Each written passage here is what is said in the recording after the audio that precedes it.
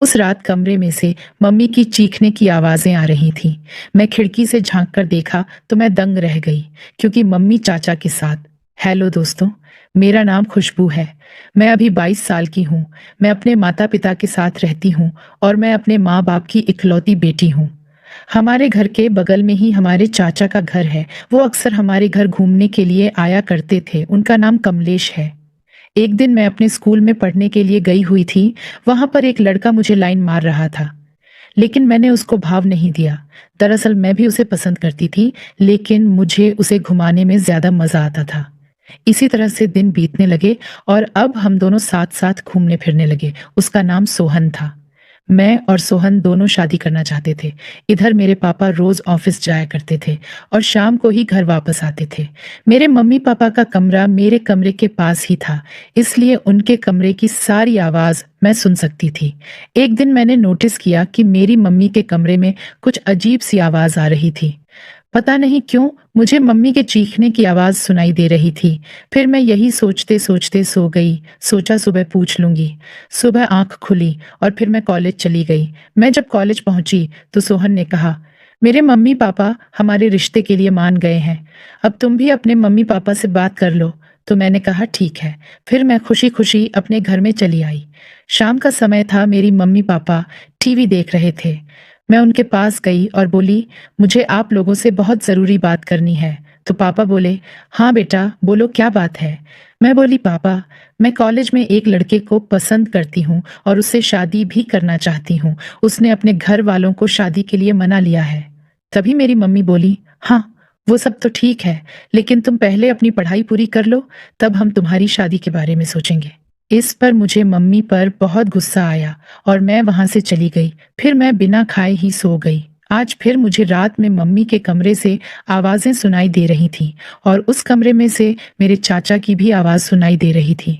मुझे कुछ समझ में नहीं आ रहा था कि इतनी रात को मम्मी पापा के कमरे में चाचा जी क्या कर रहे हैं। उस कमरे की सारी खिड़कियां दरवाजे बंद थे, तो इस वजह से मैं अंदर कुछ देख भी नहीं पा रही थी। अब इसी तरह से दिन बीतने लगे और रोज रात को मैं वैसे ही मम्मी की चीखने की आवाज सुनती थी। तो मैंने सोचा कि इस बात को मैं पता कैसे लगा सकती हूँ।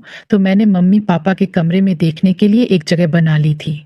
मेरे प्लान के मुताबिक जब मुझे आवाज सुनाई देगी तब मैं देखूंगी कि यह कैसी आवाज है। रात को मैं सोई हुई थी।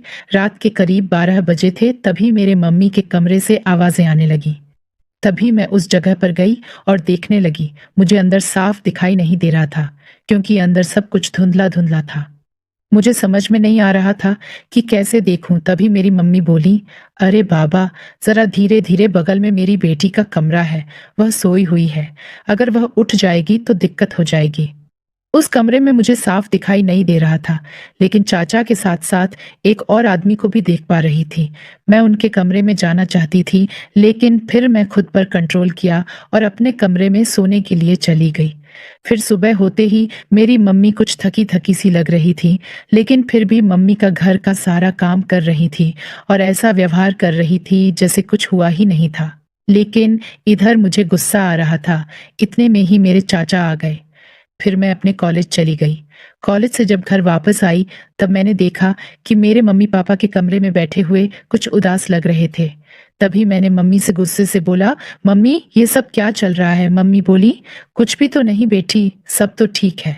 फिर मैं बोली, जो तुम रात में कर रही हो मैं उसके बारे में पूछ रही हूँ। रात में तो तुम लोग मिलकर ये सब क्या करते हो, और आप लोगों के कमरे में रात को चाचा जी क्या करते हैं।